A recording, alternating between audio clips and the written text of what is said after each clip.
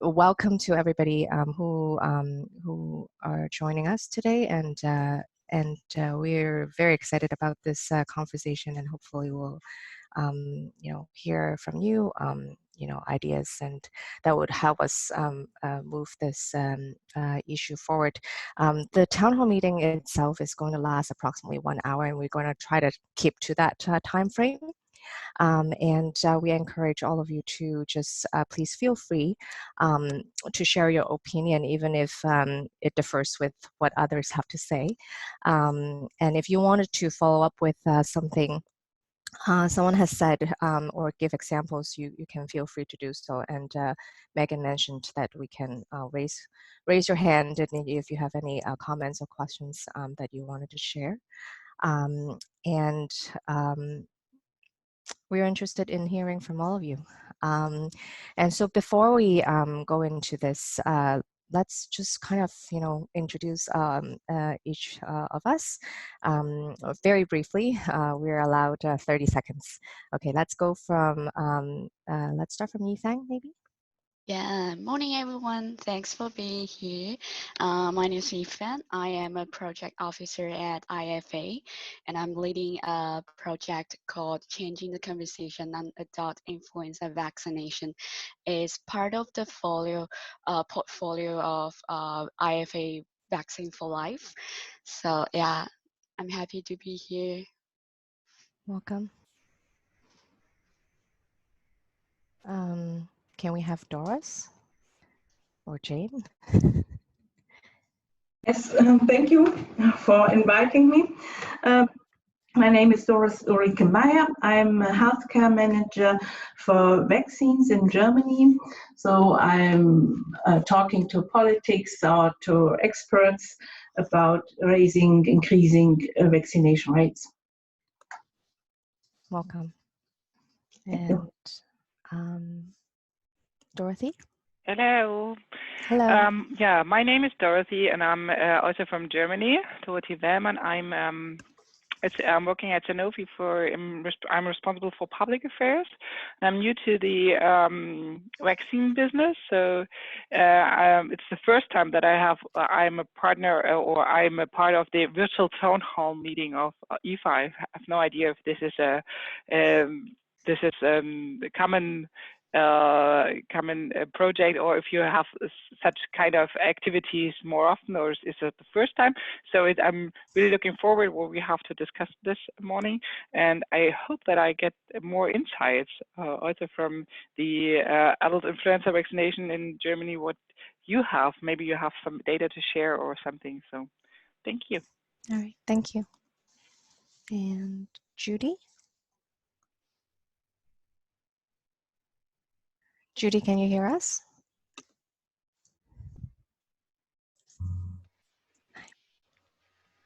Hi, Judy. Hi, I can't hear. I could hear you.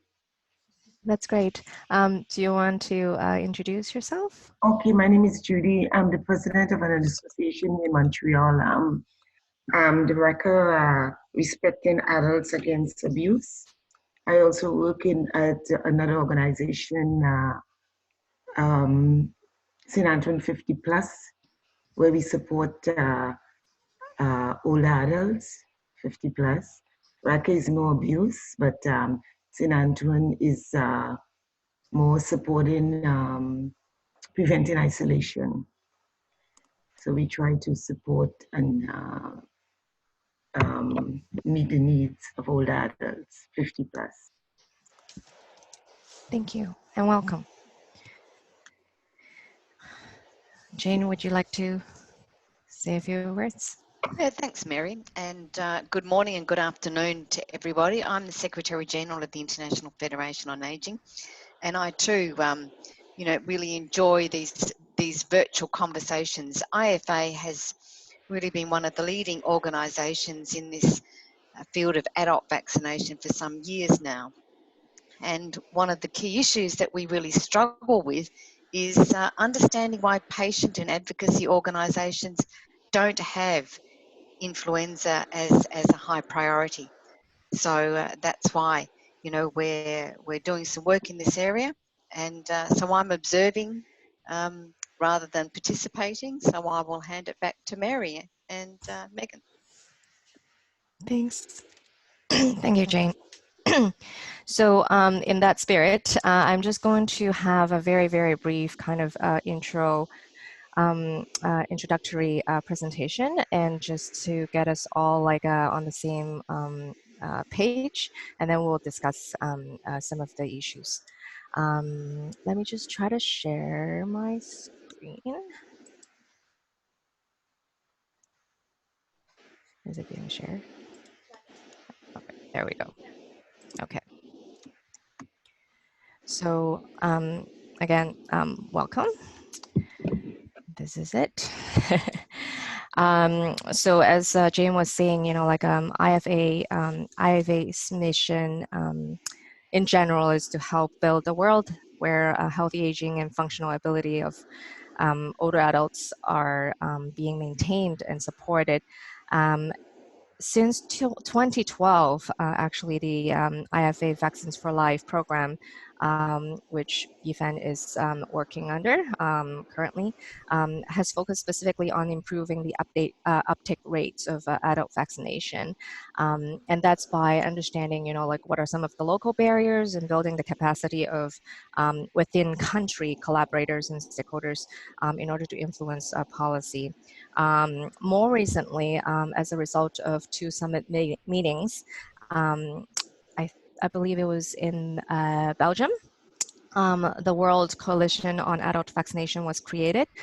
And this coalition has, you know, NGOs and academia, clinicians, public health, and scientific experts and associations, all collaborating on a common agenda around a life course approach to vaccination, with, you know, like a special attention to later life. So, and, you know, it keeps delegates updated using quarterly newsletters, and try to push the envelope a little bit through some knowledge mobilization efforts, such as, you know, like the consensus statement that was created with the you know, opinions and feedback from the French delegation. But today, what we wanted to do is to turn our focus onto Germany, and we are hoping to get your opinion on how to move the adult influenza vaccination agenda forward here. Just some very you know, like recent facts. You know, like the rates of adult influenza vaccination in Germany was actually below 50% in 2017, and that same year, by the end of February, Germany actually saw around 82,000 cases of influenza. The consequences can be quite, you know, devastating, because, you know, like we would see, you know, like increase in health costs in adult setting, acute settings, and social costs such as social isolation, and you know, maybe an increase in home care services use, and also premature admissions to long-term care facilities.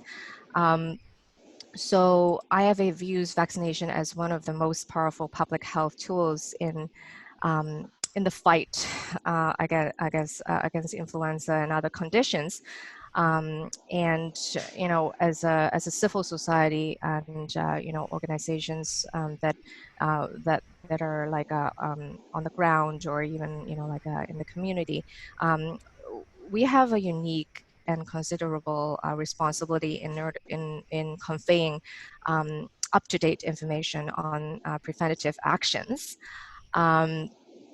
and to support, you know, like a good quality of life in older adults. So, you know, we kind of view this current situation, you know, as an opportunity to mobilize that force within the civil society, and to be able to prioritize vaccination as part of a health promotion program, and targeting older adults and those at risk of complex conditions, you know, cardiovascular, respiratory, or even diabetes. So, so I guess, you know, that should set the stage for, you know, like some very, hopefully some uh, lively discussion. And I do have, like a few, probes in front of me, and there are 5 of them, and I'm just going to start the conversation by asking these questions. So the first, I guess I should stop sharing this, and so we can.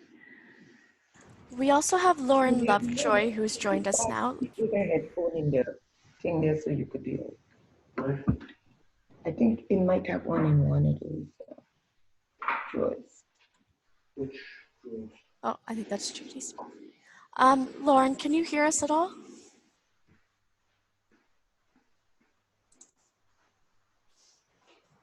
Okay, sorry, continue. Okay. Okay, all right. So the first question that I have right here is about the current stage of affair. We all know that, like through literature and, like a very thorough environmental scan that, and some of you actually raised this observation that the advocacy effort is quite inadequate when it comes to adult vaccination. And the question is, would you agree with that, and why?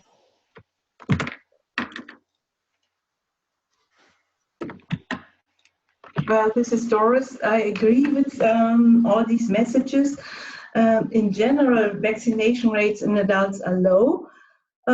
This is due because a lot of doctors do not vaccinate at all. It's just about 25% of the general practitioners in Germany do vaccinate their patients regularly.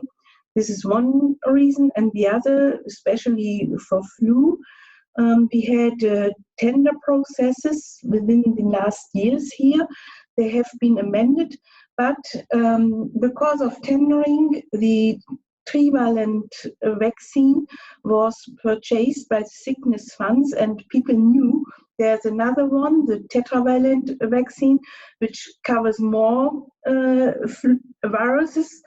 And so people were a little bit reluctant to get TIV, knowing there's something better. So the vaccination rates against flu dropped within last years. We hope they will recover, and we can increase them.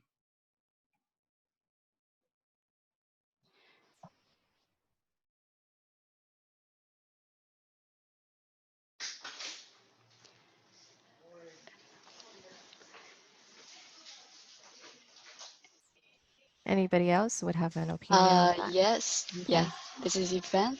So I agree that advocacy efforts done by a civil society is quite inadequate, because IFA has done a 10-country environmental scan and a unique message analysis on this matter, and we actually review the campaign in Germany.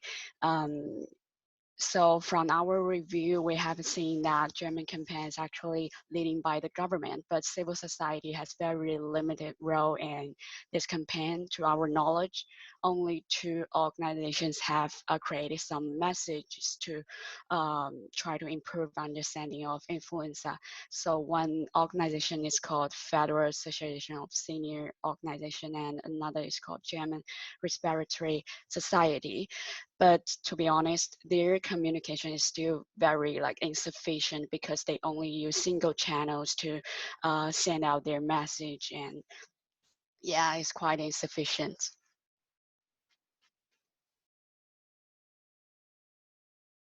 We're gonna, thank you for that, Yvonne. We are going to explore a little bit in terms of the dissemination mode of these messages. You mentioned that, it's usually very linear, or, it's a single mode of dissemination of the messages. Maybe that's one thing.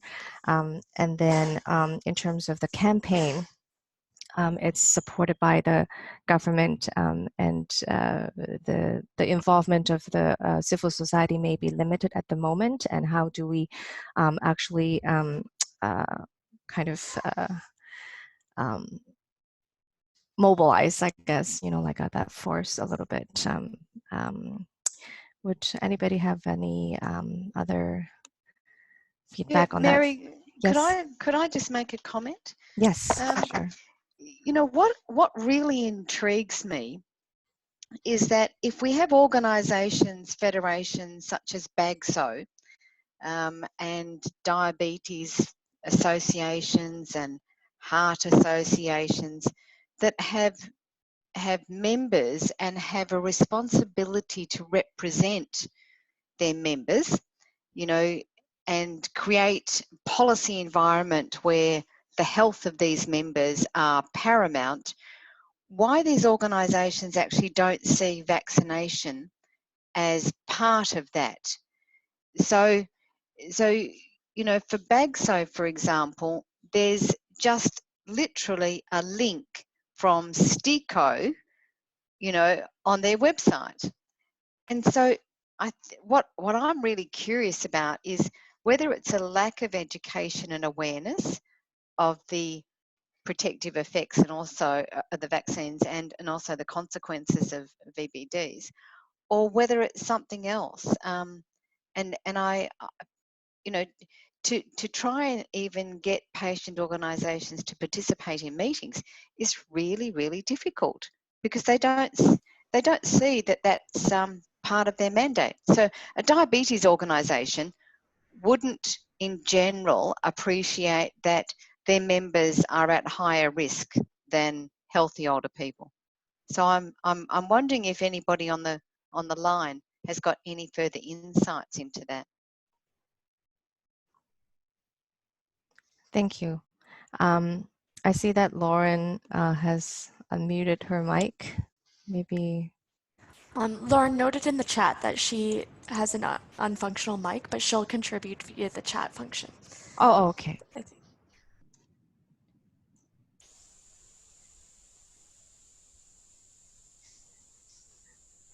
One of the questions that I was going to ask, like I was hoping later on, is like it's a potential roadblock, or like in terms of having these organizations that Jane was mentioning, like for them to kind of take on a role, what is actually stopping them? And is it funding? Is it is it like their agenda is just not it's just so full that they can't support another important priority? What is it? Well, this is Doris again. The BAGSO is quite active in vaccination. They're engaged. They do not do a lot on their website, maybe, but they address elderly people by flyers, by other communication channels. And I think, yes, there are a lot of topics, and vaccination is one of them. So we are in a concurrence situation, but we see that BAGSO is quite engaged and, well, perhaps not always flu, but I guess we should address all the other respiratory viruses or bacteria, like pneumococcal vaccination, like pertussis and influenza, and take it as a more vaccination positive environment, and not just focusing on just one disease. Mm-hmm. And look, I totally agree with you, Doris. This is not about one disease. It's really about vaccination as a public health action to maintain and improve the health and well-being and function of older people. So it's interesting that you've mentioned that BAGSO is quite active. That's the first time that I've heard that. So you know, perhaps you've got inroads that we haven't been able to have. But so I think that's useful. But Megan, Lauren has just mentioned something that I think is quite important. Yeah, I was going to read that out. Lauren said in the chat function, I think Jane's correct that there's a level of ignorance and lack of understanding of the severity of the impact of flu for people with long-term health conditions. For Age UK, which is where Lauren works, it's easier to say that the flu vaccine is free for people over the age of 65. That is quite clear. That's quite a clear message, but on the flu vaccine messaging, it often simply states people with long-term conditions as an eligibility criteria. So there's an extra for a person with a particular condition to link themselves into that. So that's an issue with the messaging, and then that's actually, you know, like my next question, you know, like I wonder, you know, what kind of messages are regarding adult vaccination, you know, against influenza, or, you know, like even you know, other conditions that's common in older adults. What kind of messages are actually out there right now that, you know, like some of you may be aware of, and how effective are these messages, and in terms of their content, and also in terms of their dissemination mode. You know, like you see, you know, sometimes, you know, like in Canada, you know, like in Toronto, sometimes I see, you know, these big posters that are on, you know, like displayed on a bus stop, and that is quite effective for me, you know. And you know, what is it like, you know, in your areas in Germany? Well, me again, Doris. Well, a lot of flyers in doctors' offices, posters as well. But what Baxo does also is question and answer initiatives by telephone. So people are invited by local media to participate and to send their questions, and experts will answer them. So this is quite good reputed. People are participating in these question and answers lessons. Well, these are the usual modes of dissemination of messages.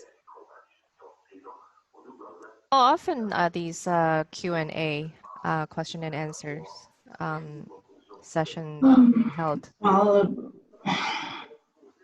if you have a question and answer session once a year in a region, this is quite often.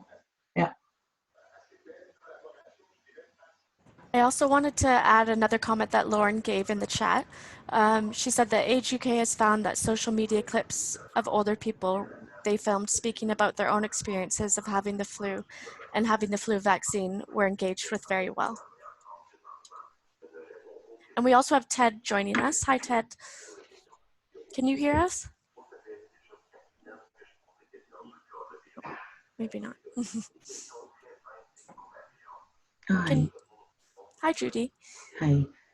I wanted to say that posters and the advertisements, as Mary mentioned, works in Canada.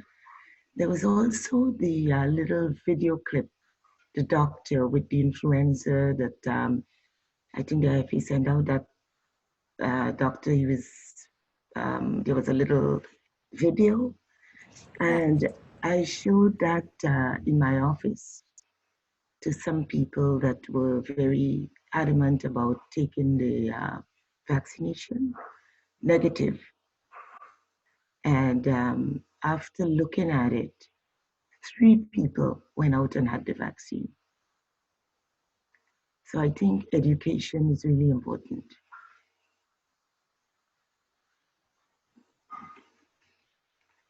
I believe I just wanted to respond to you know, like your comments, Lauren. You know, like the use of social media is a curious area right now. So like we don't necessarily think of, you know, like that those kind of messages being reached, being, you know, like looked at, or, you know, like reaching the, you know, maybe 50 plus population, but it's actually very powerful in terms of, you know, kind of reaching the grandkids, or, you know, like the younger generation. And when we use a life, kind of like a life course approach to things, it's, you know, like having that early you know, like a education or exposure to these kind of messages would help them, you know, like later on in life to be more aware that, you know, vaccination is important as well. And, you know, like you don't know, you know, like these people, you know, younger generation may be able to pass on the message to, you know, like their relatives, you know, grandparents, parents as well. So using social media is one of the, it's a tricky one, but that's something that that we can also look at. I'm just seeing if there would be any other comments regarding, you know, dissemination mode or the messages that are out there right now. Just have a question, maybe Doris can help. Do you know if the BAXO is doing something to promote the day for the elderly? So as I heard that there's the day for elderly in the 1st of October. Do they have some activities around that day for flu, for example, as it is in the beginning of the flu season? This could be a good idea. I do not know that. No, I'm not aware of that. No, sorry for this. Yeah, no problem. I was just thinking that it could be a good idea if you have one day, like a day for elderly people, and this is in the beginning of the flu season. This could be a good idea to communicate or start in a campaign or whatever, just to raise the awareness and the education for flu. Yes.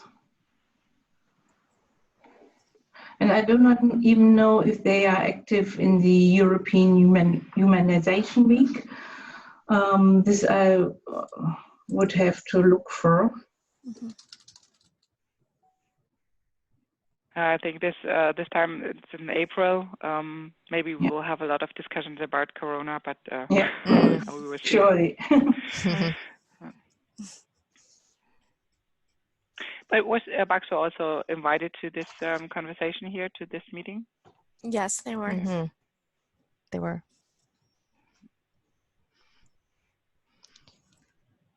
In the past, I was this is for, just the for immunology, and I know that, for example, the respiratory, there's also a patient organization in respiratory diseases, and I know that they, for example, in the flu seasons, they also Twitter or have some messages to make sure that the people at risk also get their flu vaccination. But this is always just, every patient organization is doing just a bit, so it's not a big voice. Yeah, it's just everyone is just saying.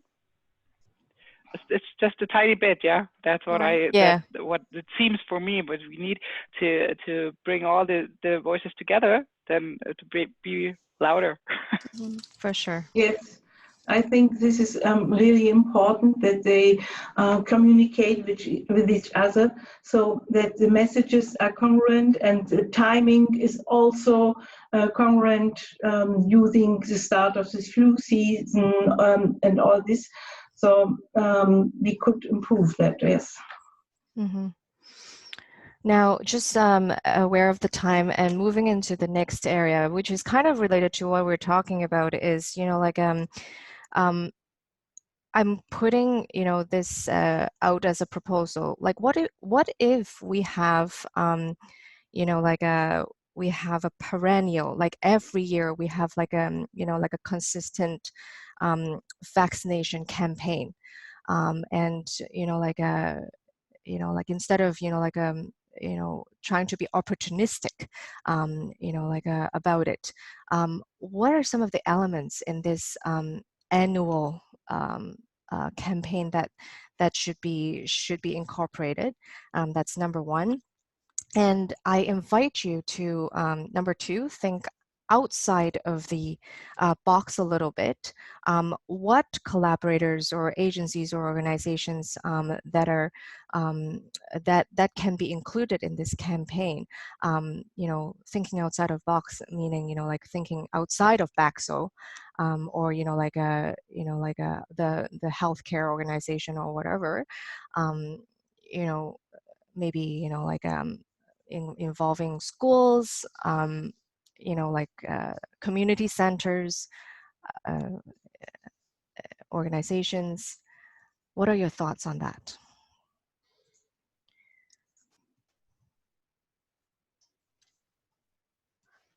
This is Yifan. So as I mentioned before, IFA has done a 10-country review of the campaign in influenza vaccination. So we're not just trying to understand the status of country campaign, but we also compare across countries and to trying to identify some good practice, to give some guidelines for effective influenza awareness campaign. So we actually built a framework that identify some components needed for effective influenza vaccination campaign. So within that framework, we think first most important is to have a supportive immunization policy environment. And then under that, we think it's better to have like a clear immunization communication strategy developed by public health authorities. And then within the strategy framework, we think is very important to have messages tailored to specific audience, to have sensible timeline to remind people of vaccination. And also the message should go out by multiple tools and channels. And we also think it's very important to regularly update the information to reflect most updated policies. Yeah, and last but not least, we think it's very important to have engagement of multi-stakeholders or multiple organizations like advocacy group, aging society, and patient organization. So calling all the people who are in, in these European countries and specifically in Germany, what are some of the, specific organizations that can be, even, mentioned, multiple stakeholders and, having policy groups and advocacy groups involved. What are some of the organizations or agencies or groups that would fit into that category? I'm just trying to learn it from the locals. Well, there are some experts groups of general practitioners who should be involved, because we see a lot of resistance from some of these experts groups, associations against vaccination. And I guess the first step would be that every doctor is aware that he should vaccinate his elderly people, the adult group, and he should care for them and be active about raising awareness to patients. This must be the first step, because if an elderly person comes to his doctor and he is reluctant and says, "Oh no, this is not necessary," then we would have done a lot of activity on the patient's side, but the doctor doesn't vaccinate him. So the first step for me is to activate the doctors. Mm-hmm. You mentioned earlier, Doris, that only 25% of the general practitioners would vaccinate their patients. Yeah. Do you have any idea or insight into why that is? Is it like is the vaccine readily available for clinics, or is it? No, there's enough vaccine in the market usually, but they do have a lot of other things to do. Vaccination is just one thing they might do. And when people are coming in with an acute disease, then vaccination would be second. Yes. Yeah. Okay. But you're suggesting that, like for, GPs or practitioners to be on board. That's that's very important. Are there any GP associations that you know of that would be good to discuss that with in Germany? Yes, it is DGRM. Okay. You should address then the Hausärzteverband. It is the General Practitioners Association. Okay. Well, these are the two major associations to address because their influence is quite big. Okay, thank you. Thank you.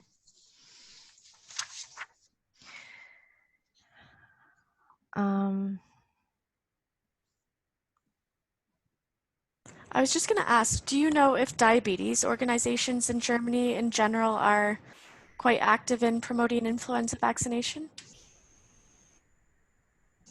No, I do not know if they're quite active. Okay. And I believe, the other one was, the cardiovascular disease association. No.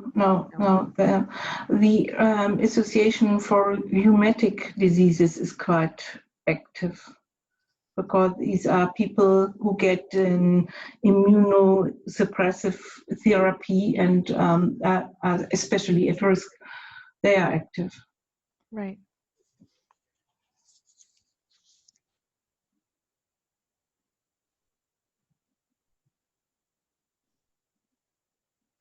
Lauren, are you able to hear us from the phone now? Hello, yes I can. Hi, welcome. Hey.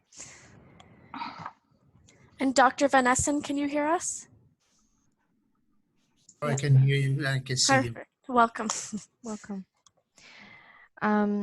So we have around 10 minutes left for this discussion.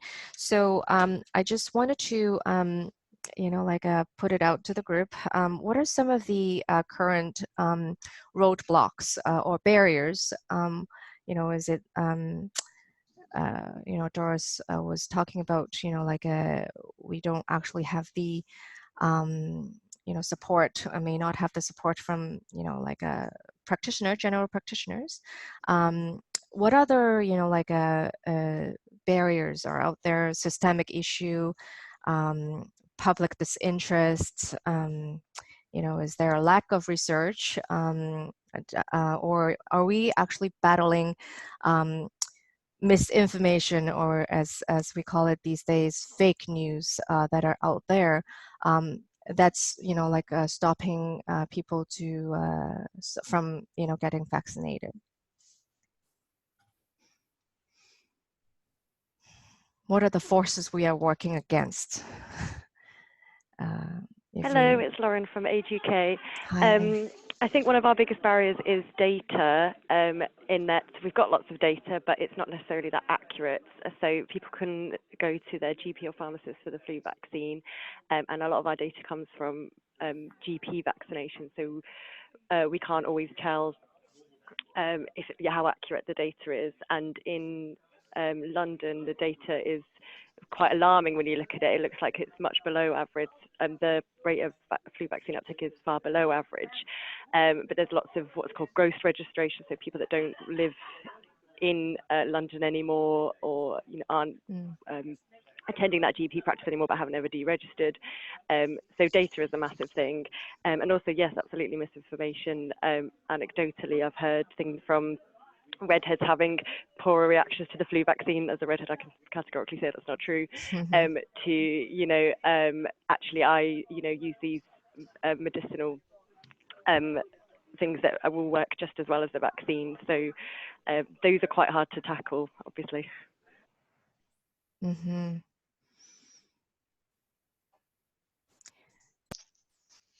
How would you suggest we use the data more efficiently and, you know, be able to, you know, disseminate, you know, accurate data or information out into the public so that, you know, people can have access? I think we're thinking of using a bit more of a positive campaign in the future. So saying, you know, 1 in, or hopefully 9 in 10 people your age are getting the flu vaccine, so why don't you join them, as a positive spin. The problem with the kind of data between pharmacists and GPs is systemic, and we just kind of need to feed that back into the system and say, you know, this data isn't reliable. There needs to be kind of synergy between the data that GPs and pharmacists are collecting so we can see accurately how many people are getting the flu vaccine. Mm-hmm. That's actually very interesting because, you know, like a lot of the messages out there, like, you know, are kind of fear mongering, you know, like you're going to die from this. And, you know, like so many people are, you know, infected. And, you know, in today's environment, you know, like environment, it may not be the best way to approach health promotion.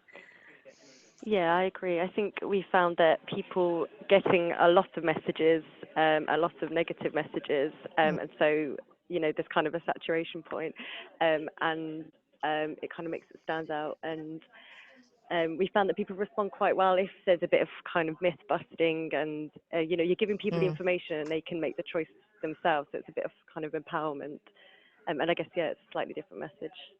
Right. Yeah, Mary, it's Greg Shaw. Hi, Greg. Hey, Hi. hi, how are you? I'm good. One of, you know, I think in terms of messaging, people's personal stories really have the biggest impact. And it's whether someone has been healthy or, I mean, generally people don't see themselves as being impacted by the flu because we're healthy.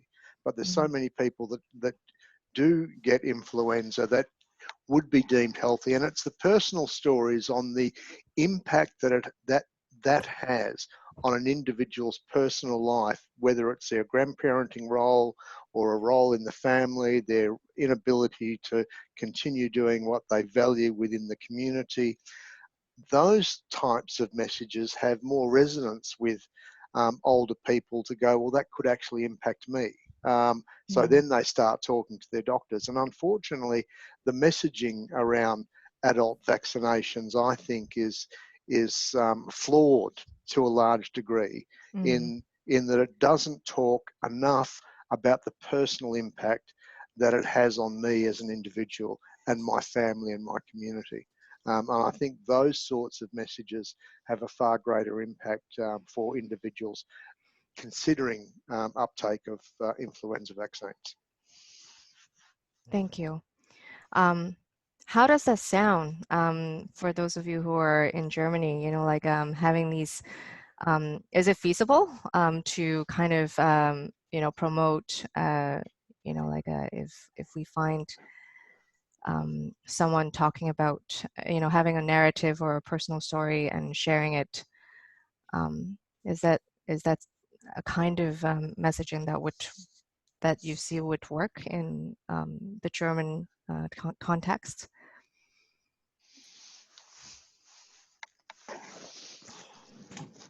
Yes, of course.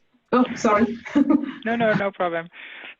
I agree. Personal stories are always good, but it really depends who's the where it's coming from, because see, just have in mind other indications. They always, you find a lot of stories or personal stories about diseases and the experience with the disease, and it's always, it depends I guess it always depends who is the owner of the story. Or so where is it coming from? Is it Baxo sharing it, or is it? Yeah, I think this is important. Yeah. But of course, it's also for me. It's always so. I always get some goosebumps if I hear the stories. Yeah, the personal stories. This is I feel agree totally. Yeah. So just to follow up, would if the message were to come from Baxel, would that gives it credibility more, or like a more clout?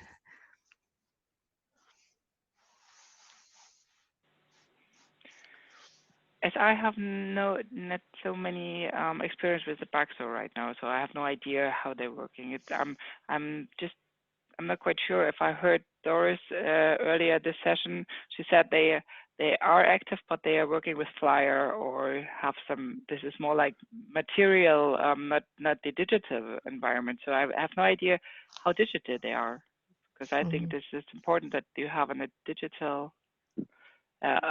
Also an act. Yeah, but Baxo is should be the right one. Yeah. Okay, thank you. It's not easy. No, it's not.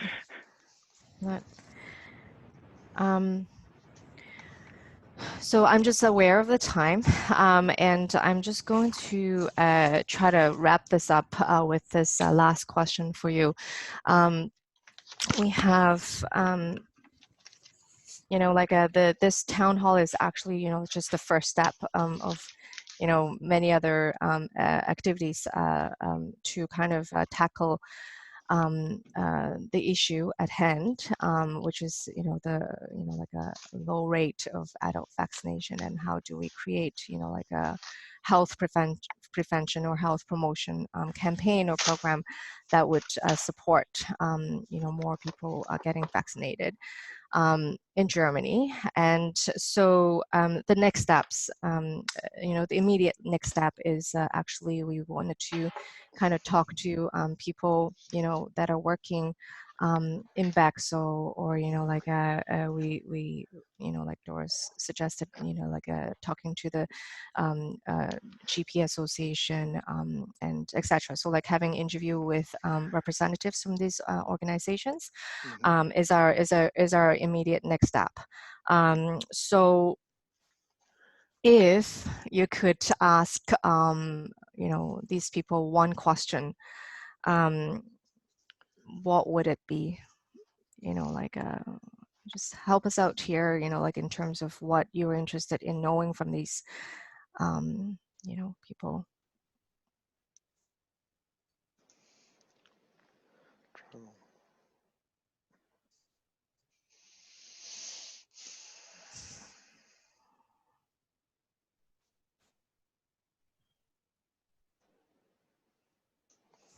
Ted, I was going to ask you while we're on this topic, do you work with any at-risk patient organizations in your work in the Netherlands in promoting influenza vaccination?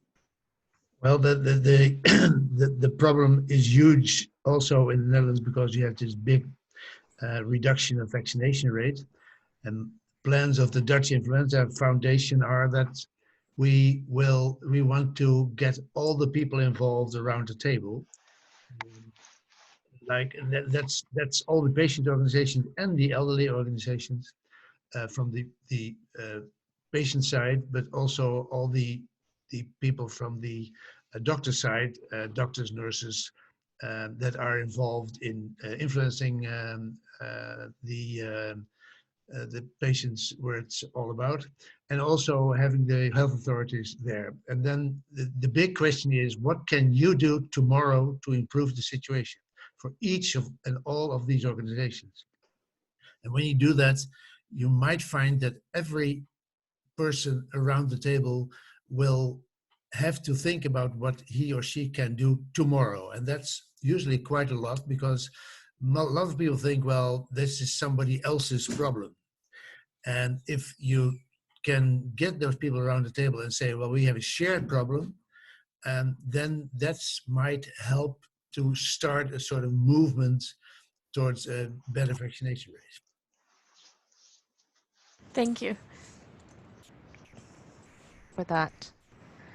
There's an urgency, you know, in this, you know.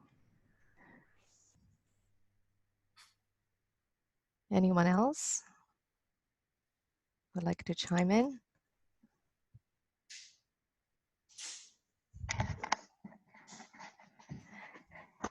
Should we call it? Sure. Was there any last comments?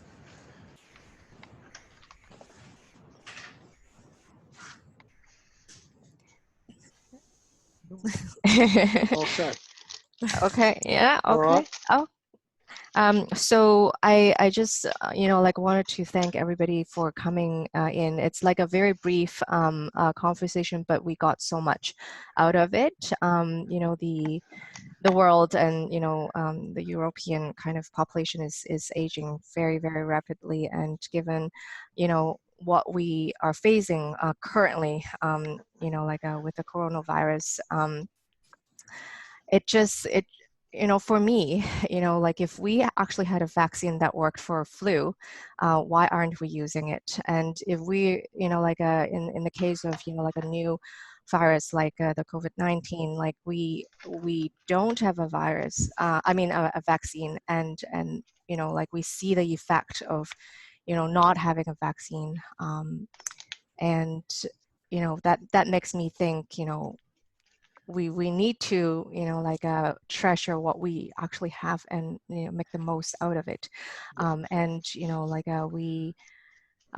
we're committed to doing that. I think we as in IFA is committed to keep pushing the envelope and pushing the issue, and in different countries, and today we thank you for you know, giving us your feedback and your opinion, and we'll keep you updated as to you know, how we're doing through our newsletters, and there is actually a conference that's happening. If you go on to the IFA website to you know, gather our brilliant minds in continuing to talk about this issue. Megan? Okay, so thank you everyone so much for joining this call today, and thank you to Mary for the excellent moderation skills. And we look forward to, as Mary said, continuing this conversation, and we'll be sure to send a follow-up email with next steps resulting from this call. So thank you, everyone. Thank you very much. Thank you very much. Thank you very much. Bye. Bye. Bye. Bye-bye.